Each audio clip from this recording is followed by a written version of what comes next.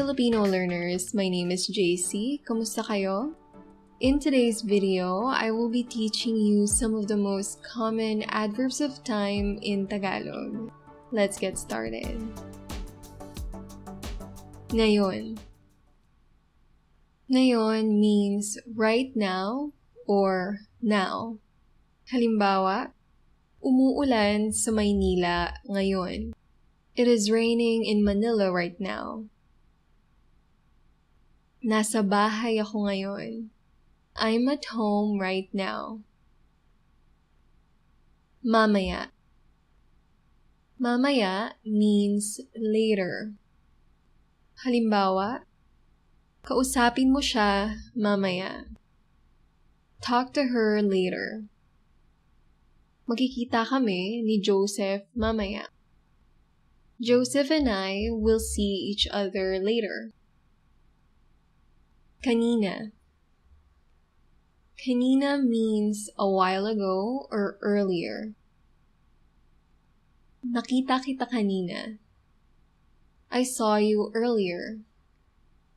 Nasa opisina si Sally kanina.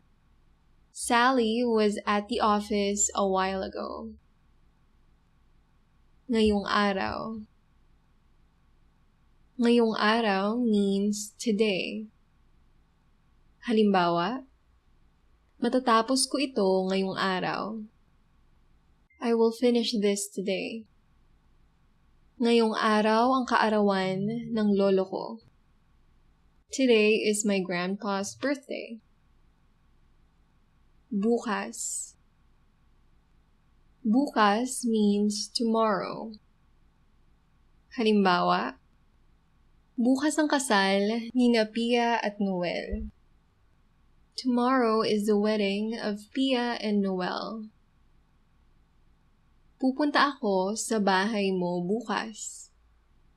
I will go to your house tomorrow. Kahapon.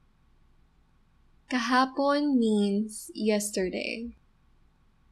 Kahapon, kasama ko sina Eric at Rosa.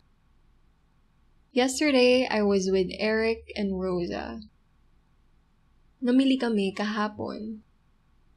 We went shopping yesterday. Kagabi. Kagabi means last night.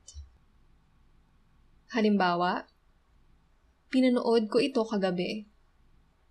I watched this last night. Kumain kami riyan kagabi. We ate there last night.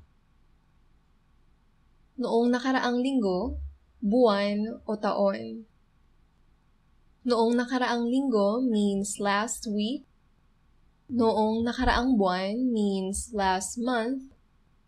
Noong nakaraang taon means last year. Halimbawa, may exam kami noong nakaraang linggo. We had an exam last week. Nagbakasyon sila sa Bicol noong nakaraang buwan.